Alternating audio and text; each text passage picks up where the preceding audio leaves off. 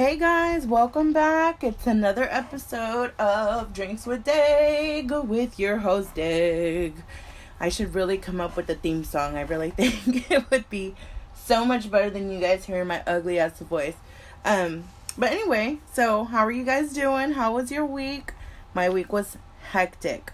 Hectic as hell. Work was crazy. Life outside of work was just crazy. But it is Friday. I know a lot of people don't like that word, but I do. I was just so happy to come here, to come to my home. And I am recording in a new place, so I'm sorry if you guys have to hear this fan, but it gets hot in this room.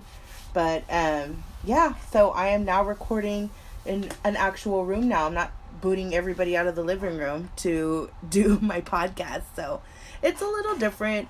But nonetheless, all good. I just want to thank you guys right now for the continued support throughout the first couple of episodes.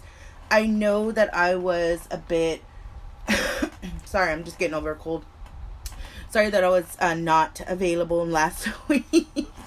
I will definitely get into that. I just didn't do the show last week because I feel like myself with work and with life in general, it was just pretty hectic on my end, guys, and I do apologize. I know that you guys were just so totally waiting for me to just come out with a new episode, but it just waited another week. I love this subject so much that I wanted to definitely take my time.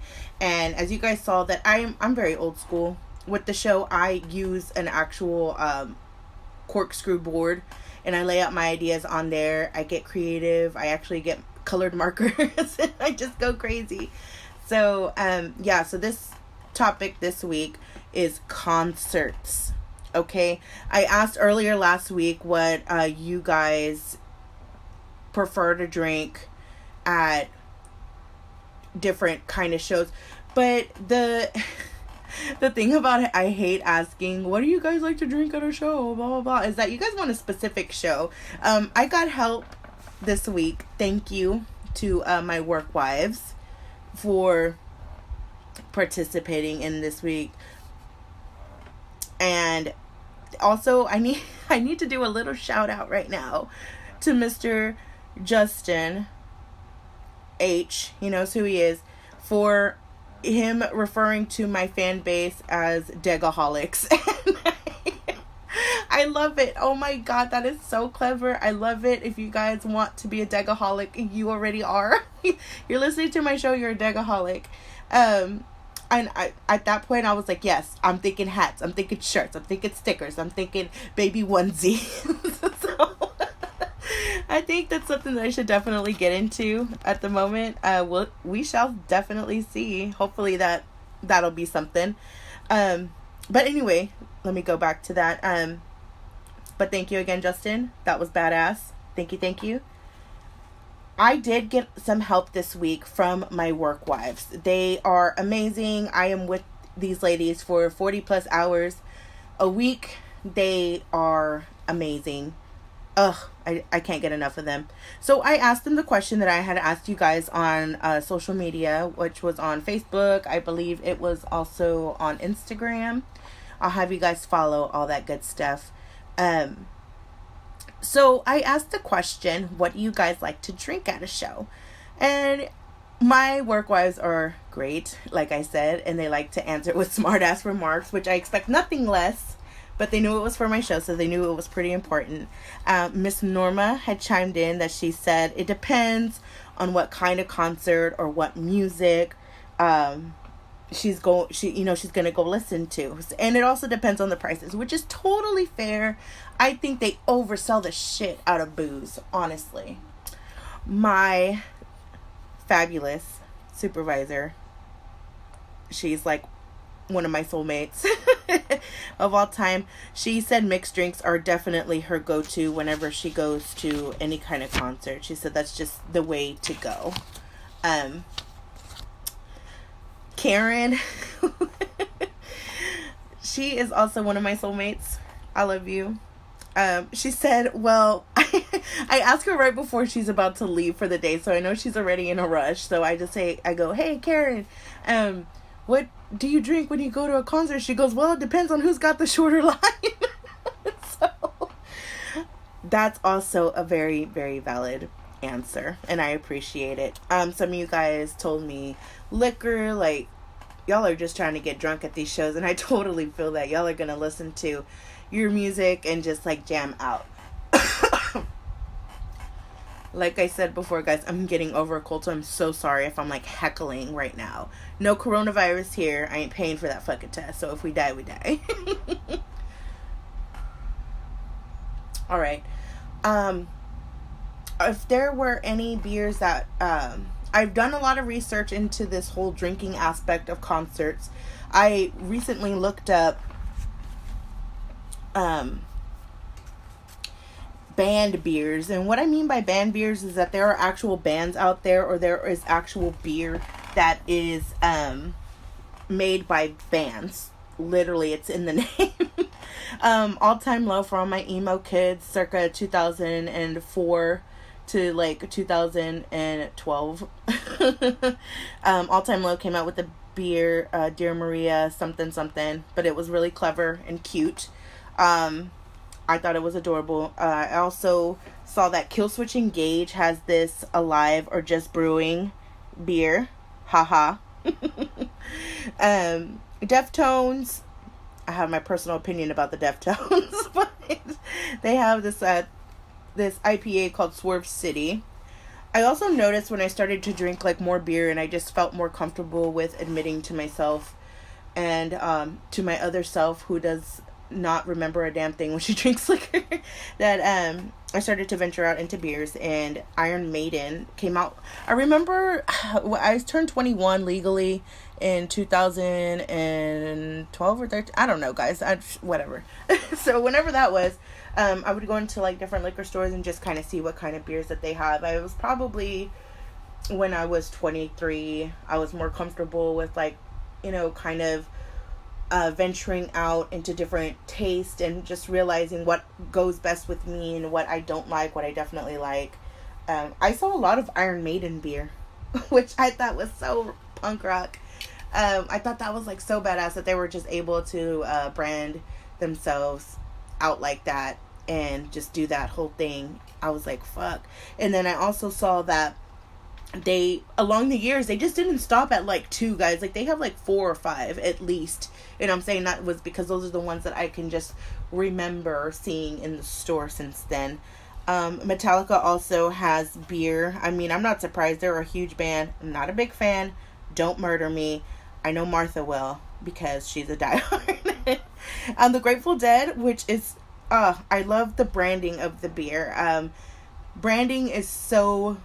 The packaging, I shouldn't say branding, the packaging of the beer is so essential to marketing. Just in general, it has to look appeasing, but I thought the cutest, and I know I'm probably going to get a lot of shit for that, but the cutest, the marketing on the Grateful Dead's American Beauty, they collabed with Dogfish Head for that pale ale, and oh, it's so cute. It's so cute looking. I haven't tried it. I do plan on getting at least a couple of these beers on the show and just having like a taste test with some friends or whatever.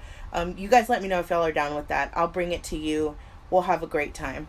Flaming Lips also came out with one called Dragons and Yum Yums, which is just a great name, and I drink it solely because of the name, or at least buy one in the big 6-pack. Tech 9 also came out with one called Bulu. I'm probably butchering the fuck out of that, guys. I also got these suggestions. Also, thank you to Ranker.com and to Revolver.com for giving me these awesome suggestions. This list just kind of flows together, and I love it. Panic at the Disco, which is a band that I love and I hold very near and dear to my heart. You guys will hear me talk about them a little later on in the show. They also have this IPATD, which is so cute. It's IPA, the disco. And it was only available on the West Coast. I was so bummed out because I was like, fuck. I was like, I need to go to the closest Specs, or I need to go to Total Wine, and I need to get my damn Panic at the Disco beer. I just think that is just something that I needed to experience. But unfortunately, it is in New Jersey. And we all know the best thing about New Jersey is the fact that the Giants play there. Oh, and Jersey Shore. Okay. Other than those two reasons, you could fight me on whatever else. But those are the two best things to come out of Jersey. Anywho. Also there was this one called Purple Rain, which I thought was like so badass looking. I just thought it was pretty to look at. Again, guys, I'm not very educated, but I tried super hard on this little segment here, because I thought it was so interesting, and maybe you guys might want to, go and venture out and try one of these. Maybe if you guys do end up trying any one of these beers, please let me know. You guys can hit me up on all my social media like I mentioned, and I will drag it out more at the end of the show, where you guys can reach me.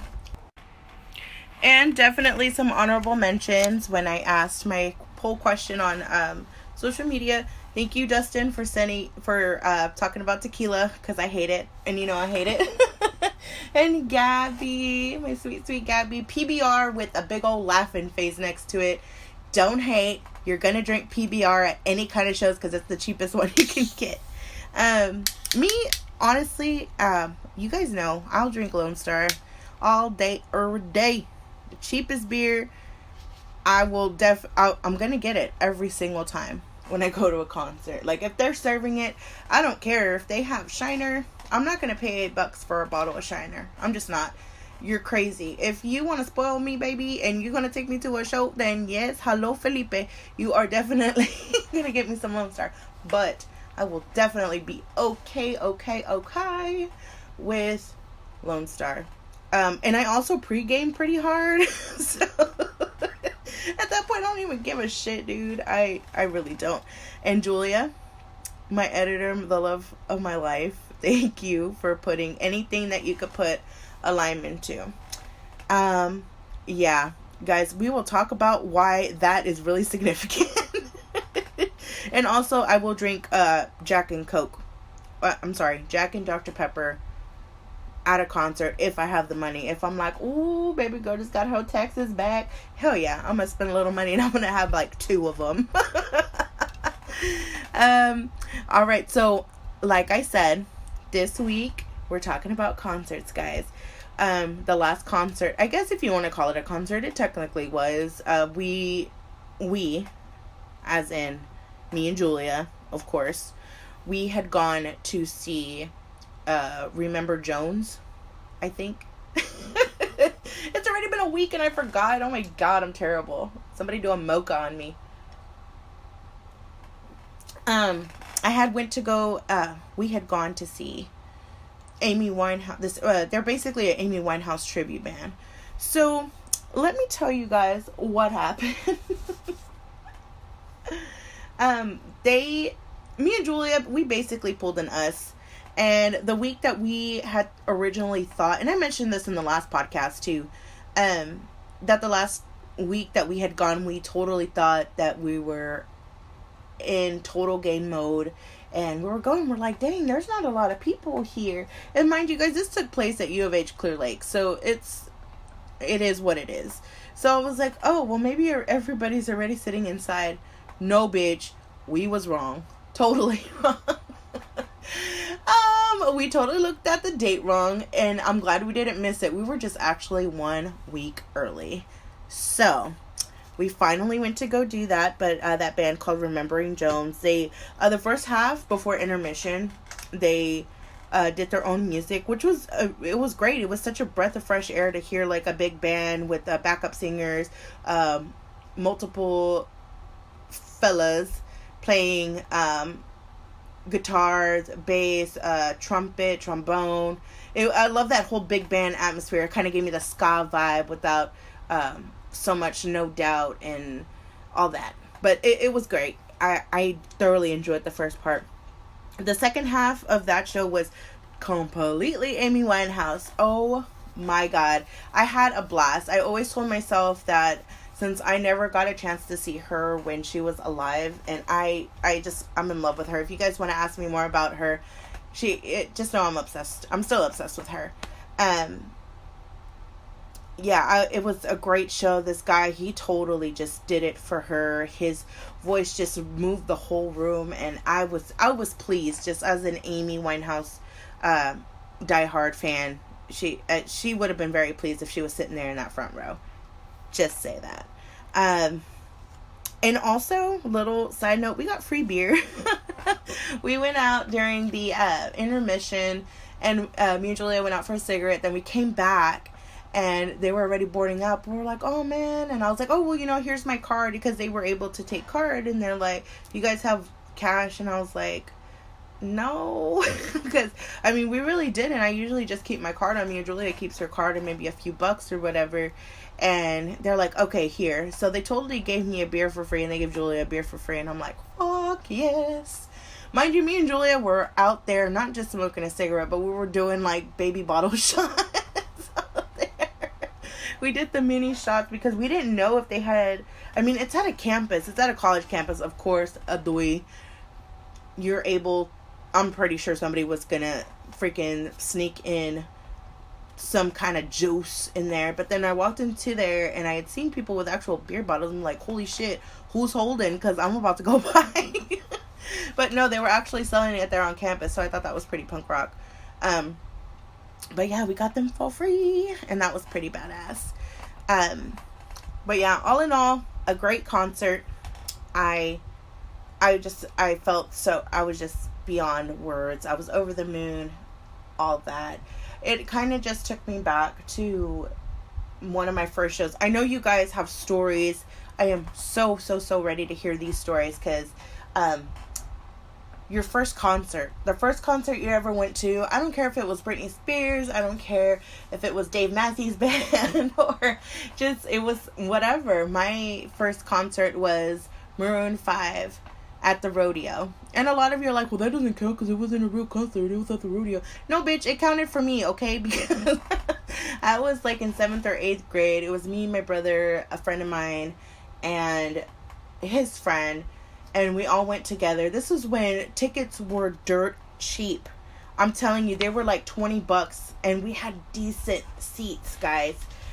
They were kind of nosebleed, but man, it was just phenomenal. For it being my first concert, I was just, anything, Adam Levine could have just said, fuck this crowd, and I would have been like, yes, I love you, I don't care. I would have been down for it. It was just definitely a new experience in my life. This was the foundation of DEG. Let's just put it that way. Concerts are just a huge part of my life. I will never let those memories go away.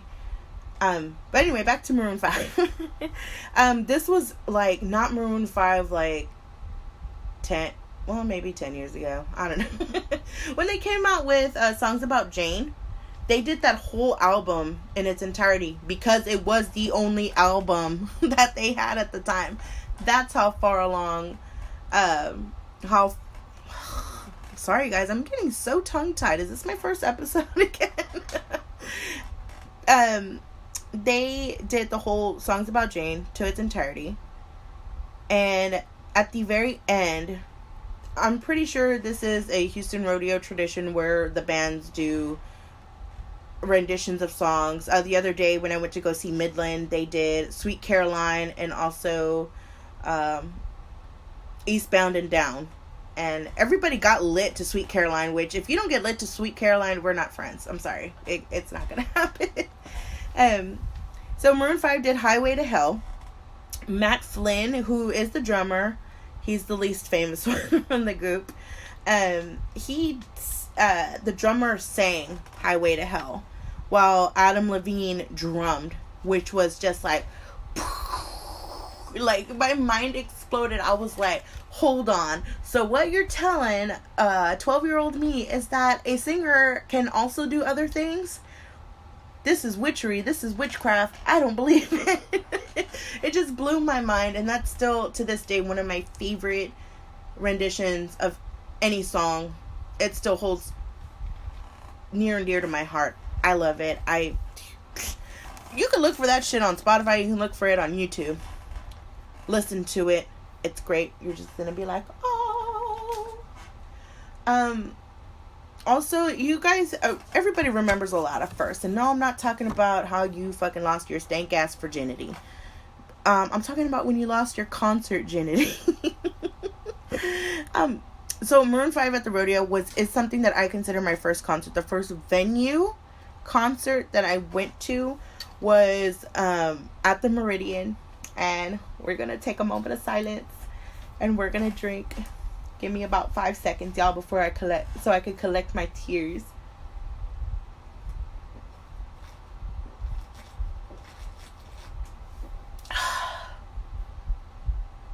And this burp is for them too. Excuse me. The Meridian was my second home. Oh my gosh. I had been going there steadily for, I think I was probably, I want to say 14 or 15 when I went to the Meridian. I want to say I was 14. Joey, I love you, brother, so much. He endured a lot with me.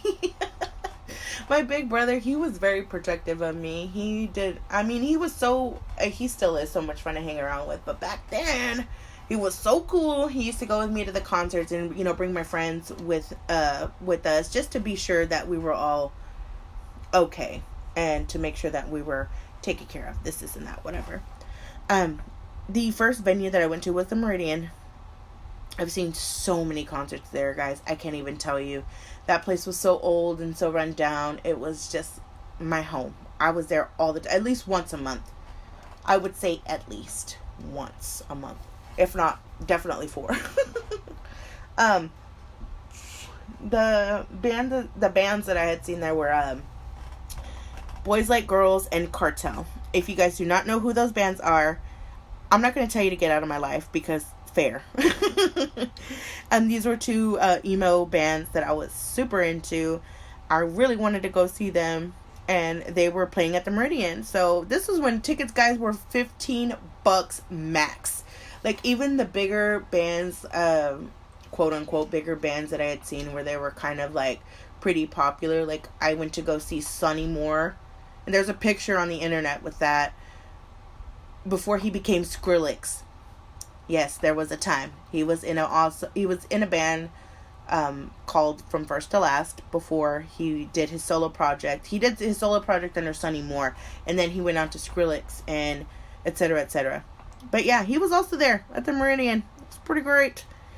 And that first venue I had so many memories from, not just from that first show. It was just my favorite venue. I'd kick somebody in the face if they told me that there was something else better than that. The most memorable shows, I think. Oh man. I'm gonna take a long time going through this because these are the bands and people that I just couldn't get enough of throughout the years. And these were the ones that had really stood out to me over the years, I believe. We're just going to jump right into the nitty gritty, guys. You guys know my love for Taking Back Sunday. If you don't, you're learning now, and you will get annoyed with me talking about them at any given time. It's just like me with Boy Meets World. It's a Boy Meets World complex. I will talk about Taking Back Sunday when I can present myself. And if the cement's not paved for it, I'm getting the fucking cement machine and I'm making a way to talk about Taking Back Sunday. I love them. They're so badass live, and they're just one of my favorite bands of all time. I've seen them at least 6 or more times. At least 6 or more. I didn't go to this last tour. I know they were here for 2 days, but you guys, I was an adult. I was paying shit. I was like, do I have money to go? No, because if I would have had the money to go, then I wanted the money to drink. And we all know that becomes expensive. So I had to choose whether I was going to keep my car another month or if I was going to go to a concert.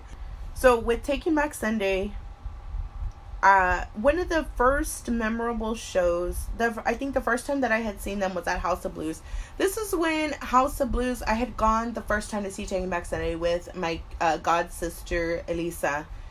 Hi, cousin. She came with me. It was super cold outside. It was in November. I remember that. And we were like second or third row, and I didn't move at all. I needed to see Adam's face. Matt Fazzi at the time had a broken leg, so he was like rocking the shit out of that boot. Matt Rubano was just there slapping the bass, and Mark O'Connell was just there just drumming his life away. It was great. There was also another particular time at the House of Blues where Julia had gotten her nickname as Fluke Perry. So Julia that night, I don't know, we had that was also the first night that I met Sam, my musical soulmate. I met her that night. Mariel had brought her. I brought Julia. It was a good time. We had gotten VIP that night. Thanks, Mo, for that. We totally, I don't know how. If you guys ever see my best friend, IRL, she is this little bitty thing. She's the coolest motherfucker on the planet. And she drank with me. And guys, I'm telling you, I like to drink until, like, as if it was going out of style. Especially at a Taking Back Sunday show. There have been probably, out of the 6 shows, there's probably 4 shows that I remember all the way through. All the way through. There's 2 shows that I blacked out right in the middle of the so let me tell you about that. This was actually one of them. I blacked out towards the end. Julia puts, and this is where I go back to that whole lime thing. Julia was keeping up with me drinking that night, but she would always ask for limes, which is natural. A lot of people who drink beer, they like limes with it. That's cool. They like lime and salt and all that. But Julia was like, nah, just give me the limes. So more than half of our cup, and I'm not talking about no solo cup, I'm talking about one of those big ass, like 32 ounce cups, was half of it was just lime. Like leftover limes. It was great. And yeah, so she drank with me that whole night. When I dropped her off, she said that she just barfed her brains out, and I loved her that much more. I was like, you're literally a friend. Like, you put up with my drinking, and then you drank with me. It was a good time. And also, I had seen them another time. I believe they were at, guys, I don't even know the name of the venue anymore. It used to be Verizon Wireless. I think it's Bayou Music Center. Please correct me if I'm wrong. I believe hard it is that Bayou place, whatever. They played with Seosin and, oh God, I don't remember who else they played with other than Dashboard Confessional. That was the first time that I got to see them, and my little emo heart was so fucking happy. I was singing my heart out to every single song. There's not a Dashboard song that I don't know. They played every single song that I knew, and I was just like, I was going through a breakup. I was like, screaming infidelities, word. I'm vindicated like Spider-Man, Tobey Maguire, what up? It was a great show. I thoroughly enjoyed it.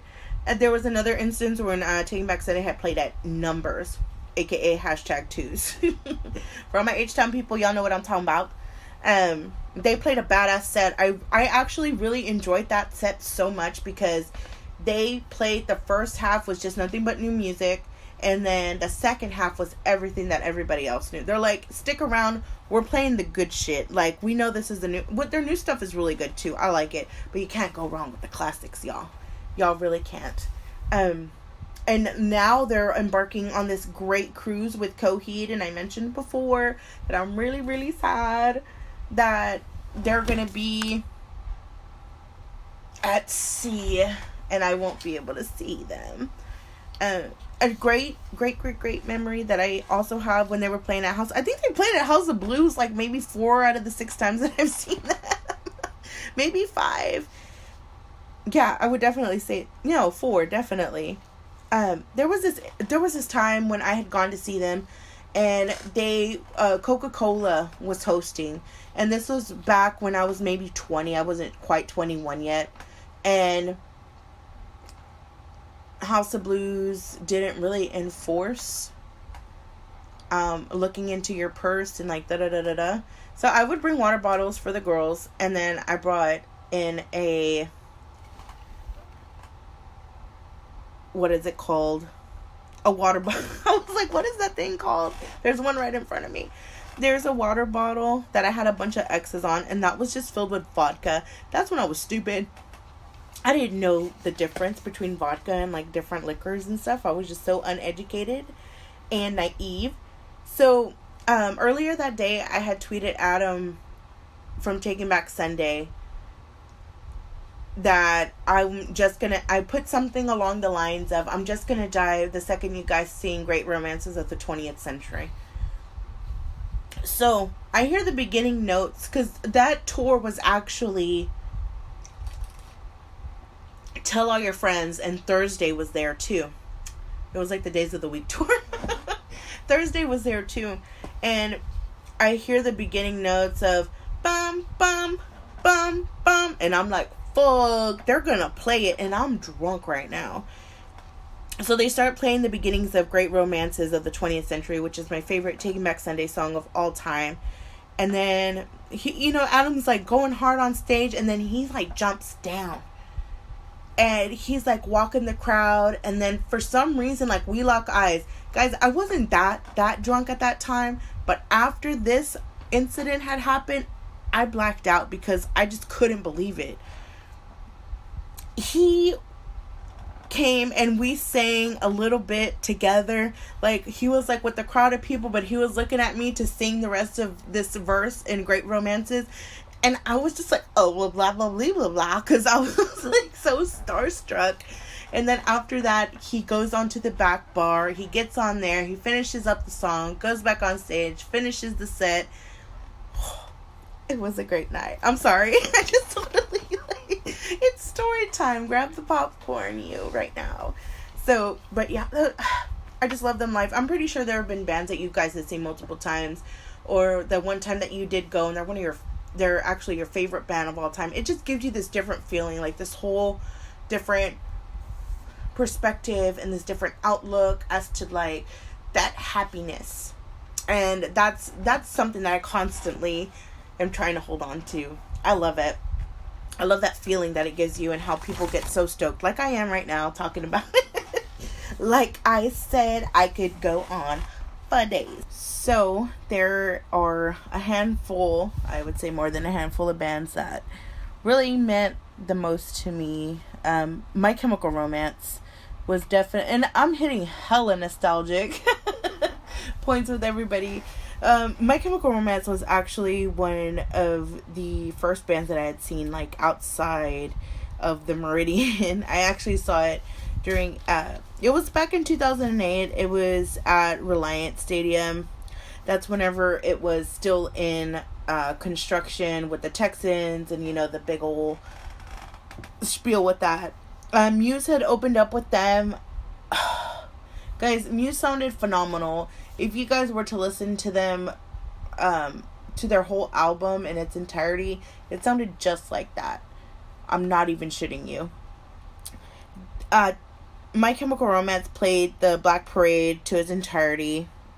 They played 3 songs from 3 Cheers, and they may have played from I Brought You My Bullets, but I honestly don't remember. It was over 10 years ago, and I just don't remember. It was a great show. I remembered that they ended with Helena, because everybody was just like, so long and good night. There was also a point, like, towards the beginning of the show where I was actually there in the pit during that concert, and people were being trampled.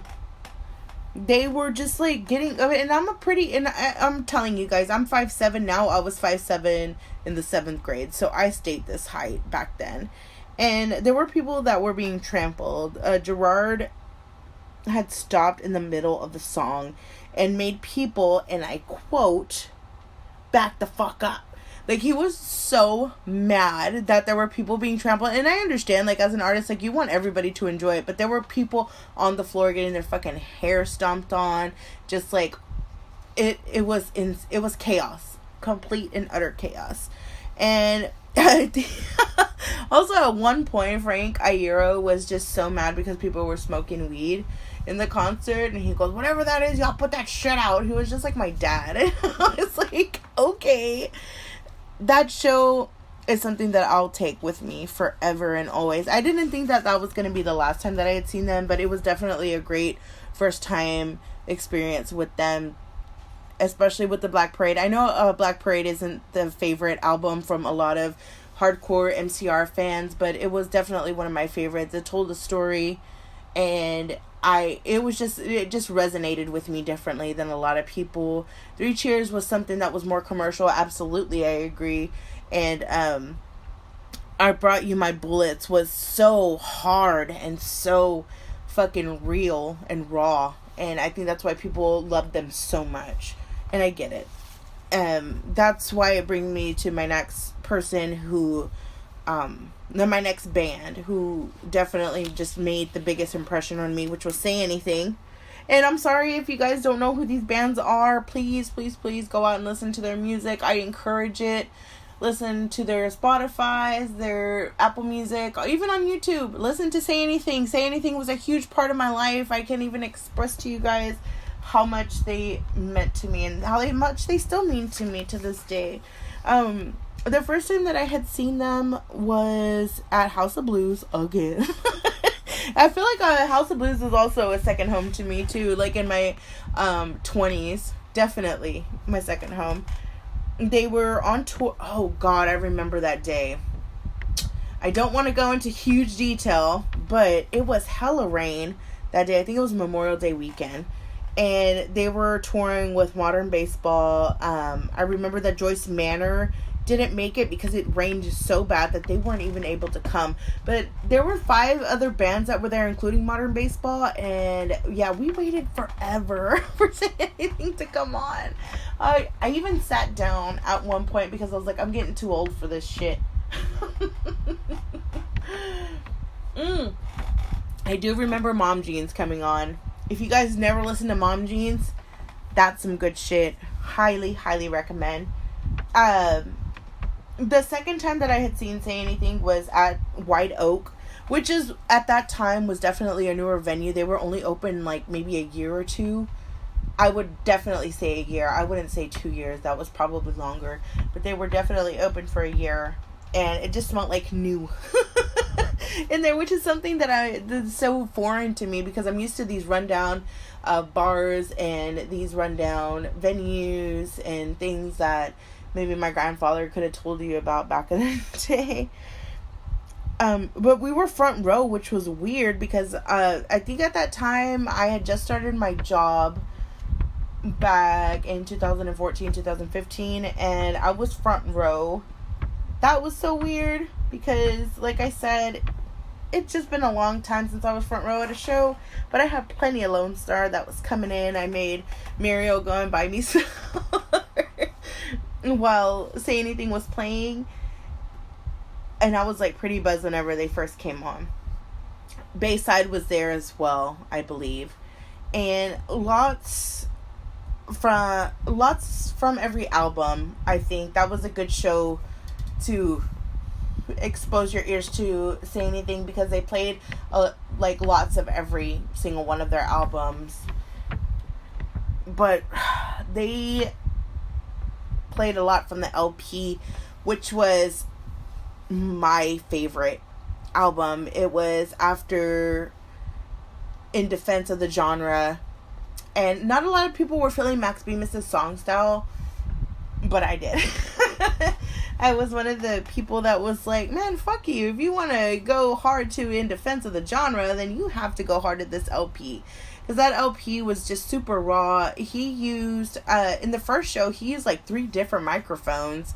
I don't remember if, I don't think he did in the second runabout at White Oak, but I know for sure he definitely went through like three different mics at that point. And he played a lot from that LP, and that LP means the world to me.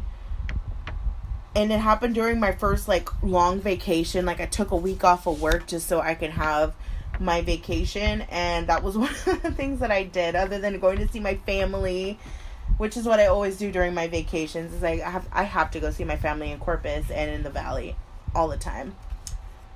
They Say Anything. Max Bemis, he's a total babe. And this isn't off the record. You guys can quote me. If you guys ever run into him, he lives in Tyler, by the way, because I'm a stalker. He lives in Tyler. So if you guys ever see him and be like, oh yeah, my friend Deg, she has this pretty sweet ass podcast. And she talks about you and that you're a total babe. And he has a dad bod. And I think that that's great. He's a lyrical genius at the end of the day. There's definitely a lot of lyrics of his that I want tattooed on me at some point in my life, because they just wrap up everything that I'm going through or that I've went through or things that I can definitely relate to, and I want them on my body forever. And they, according to Spotify, they were also my band of the decade. I'm not mad at it. I thought Take Back Sunday was going to be, but no. According to Spotify, Max Be Miss and Say Anything were my band of the decade. Not mad. Cheers to you, Max. Thank you for all the great memories. And even his new stuff. Like, there's a song that he has on Spotify called Piss King, and it's my fave. I jam that shit at least once a week. At least. He's a whole ass vibe. Thank you, Max. This one's for you, too. There were also shows that I didn't... It's not that I didn't think that I enjoy myself, because I always enjoy myself at every concert that I go to. Whether it's somebody who's known, or whether it's cover bands, or anything of that nature. I'll go into that in a little bit. But Chance the Rapper. Everybody's be like, what? But if you guys have followed me on my social media before Drinks with Deg, you guys know that I love Chance the Rapper, and I want to thank my baby brother Frank, my wingman. He is the one who introduced me to Chance the Rapper once upon a time in Mexico. He played 21? Oh God, I don't remember the name of that LP. Frank, I need you here to help me with that. And then that was like right before Acid Rap. I think it was around the same time. I listened to Acid Rap and that LP before. And we had gone to see him. I had bought tickets. And Coloring Book, that's whenever he just won all those Grammys for Coloring Book, and then his tickets went on sale. I'm going to tell you guys that was the most moving show that I had ever been to. I never felt so much at home, and so, like, you know, when people go to church, they're like, oh man, they took me to church. That's exactly how I felt when I went to see Chance the Rapper. That whole Coloring Book album was a concept album, and it was my dosage of Jesus, honestly. It is what I like to call my ghetto gospel, because of the simple fact that he talks... That whole album is so... It flows so well with the fun stuff, with the serious stuff, with the Jesus, with life, with all of that stuff that comes full circle. He comes full circle in that album, and I think it's just a beautiful thing. If you guys haven't checked it out, definitely do. I definitely have recommendations if you want to have that conversation with me. I am more than happy to give you my top songs from that album. Acid Rap, like I said before, was a great album. It was just like a whole bunch of nothing that was everything, if that makes sense. It broke down different concepts and different moments in your life and things like that. It was great. We had gone out to the Woodlands for that particular show. My brother recorded the whole thing on his phone. And I will never forget, because I was dancing like a freaking dumbass at the show. Like I do all the time anyway. But we were in the Woodlands, and I was over here dancing my ass off, because the DJ that they had to open up was amazeballs. He totally set the whole mood. Like, everybody was in such a good mood that Chance had lost somebody that day, actually. He was talking about it, and he broke down in a couple of songs, and that's what I think also made the concert so personal, was because he shared that with us, with the whole crowd, and the Astros were winning at that time. So they let us know that. And the Woodlands, oh god, that's just such a drive. I hated it. I really did. I wasn't a big fan of the drive to the Woodlands, but if it was for chance, I was definitely gonna be there. He just he brought it down. That was definitely a show I will never ever ever forget. Also another show that took place in the Woodlands. Like, I only make the drive out there, guys, and I live in the good old Stinky Dina, and the only time that I make the drive out to the Woodlands is for, like, worthy shows. Like, I've gone to see No Doubt, Blink-182, Fall Out Boy, the Academy Is, a couple of other shows as well that I've gone out there to go see, and it's been a good time. I went, actually, to see Panic at the Disco there. They were with Weezer, and oh god, guys, I cannot tell you that Brendon Urie, the lead singer from Panic at the Disco, puts on a fucking show. He is an entertainer. He just, his voice itself is a whole ass vibe. I don't know how else to put it into different words. I'm sorry, not Jack's Mannequin, but Andrew McMahon and the Wilderness. He was also known as Jack's Mannequin way back in the day. My emo friends will know what I'm talking about. He opened up, but he also covered his own song called Dark Blue, and I was like, I was so excited about that. But back to Brendon, and Panic at the Disco. That dude hit all the high notes and everything. He also covered Bohemian Rhapsody, which everybody knows from that Suicide Squad movie. I never watched it. If you guys ask me why I didn't watch it, the movie speaks for itself. I will never watch that trash. That's stupid. But anyway, I'm getting all serious and all angry. He did this badass rendition of Bohemian Rhapsody. There was something embarrassing that happened to me during that song. I got 2 Charlie horses, and by 2 Charlie horses is I got 1 in each leg. I immediately fell down. I had my brother Joey there. Like I said, he's a badass. He goes with me to concerts. And I also had Muriel and Sam. Sam is an RN, so she was just like, just rub that shit out. Just rub it out. Like, dude, I was dying. The next day, it was hell for me. R.I.P. to my legs. But nonetheless, Brendon put on a great ass show. That cover is absolutely one of my favorites. I don't think you could go wrong with the Queen cover unless you absolutely suck. When Panic at the Disco also came to the rodeo, my beautiful cousin, Vena, she took me as my late birthday present. So the rodeo with my cousin was great, but also weird because it was in early March when I had gone. So guys, I think that was last year. Last year I partied so hard, and this has never happened to me to the point where I partied so hard, but I partied so hard last year that I lost my wallet.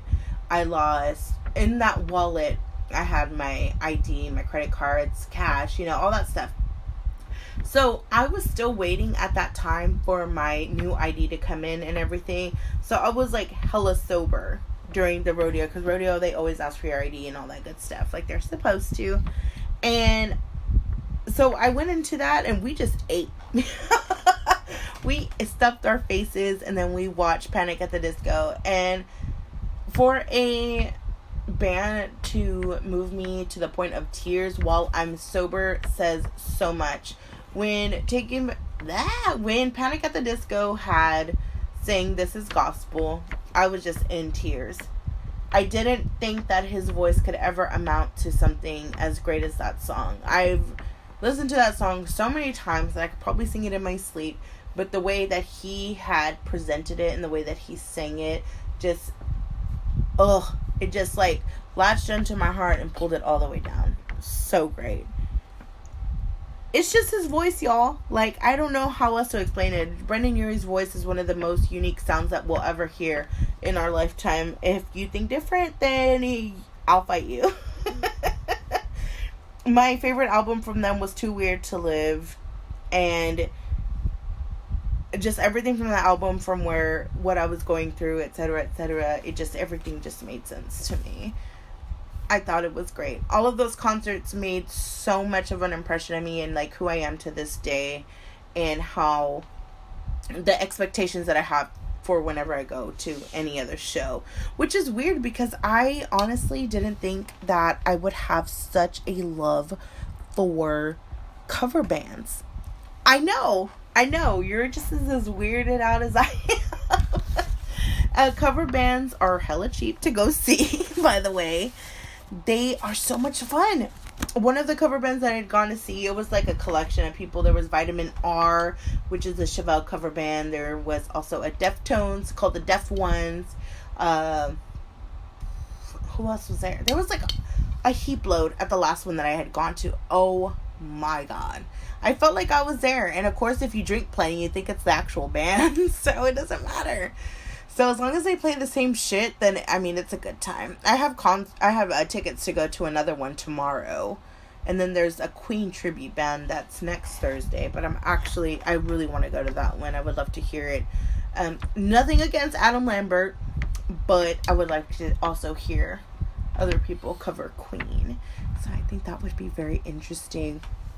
Guys, are there any future concerts that you guys are going to that I should know about? Even if it's the rodeo, even if it's something local, even if it's cover bands, I would love to know. I need to go see some friends that are in cover bands. I know I need to. I keep telling you guys I need to go. I really do need to go. The for sure concerts that I know that I'm going to in the future are Local Natives. Whew. Local Natives, they are a band that I've listened to since maybe 2011. I want to say at the latest, 2011. And they just came out with a new album that I absolutely have been listening to nonstop. And it's great. And I heard that they're coming to Houston. I think they're also going to White Oak in May. So I definitely want to check them out. If you guys want to come hang out with me, then I am more than happy to. Just know that I'm going to be drunk as shit and I have my Uber ready.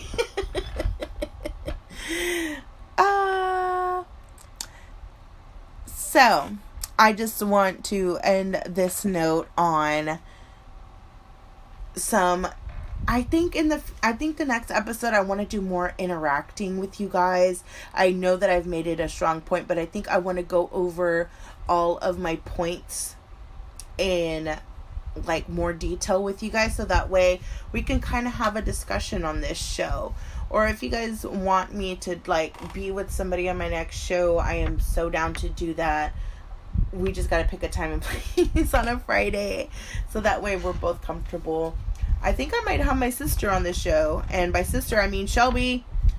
You're my sis. I know I always have a spot on your couch, so I'm pretty sure she's probably her and her husband Scott. I love you, Scott, too. And they will probably be on my next show. If you guys want to throw some suggestions my way for next week's topic, I'm totally all ears for it. I want to hear what you guys have to say, especially about this episode. This episode was created from love and research and all that. I love concerts. They make up a huge part of anybody, and I think that they make up a huge part of me. That's why I felt so compassionate about this, and I wanted to talk about it. Or if there were any shitty concerts that you guys went to, or if you guys had met any celebrities that just weren't all that cracked up who they were, I would love to hear about that. If you guys have if you guys want to reach me on social media, it's at Drinks with Dag. On Twitter, it's at Drinks with Dag. On Instagram, at drinkswithdag@gmail.com for emails. And on my YouTube is Drinks with Dag. Feel free to send me anything that you guys want to talk about. I am so down. I think we're just going to have a free-for-all episode coming up pretty soon where I just answer a bunch of y'all's questions. So I am so down for that. I don't know what I'm talking about my next show. Which is terrible because usually I kind of have like a ballpark figure, but everything with this coronavirus is getting so scary, so I just don't know when my next podcast will be.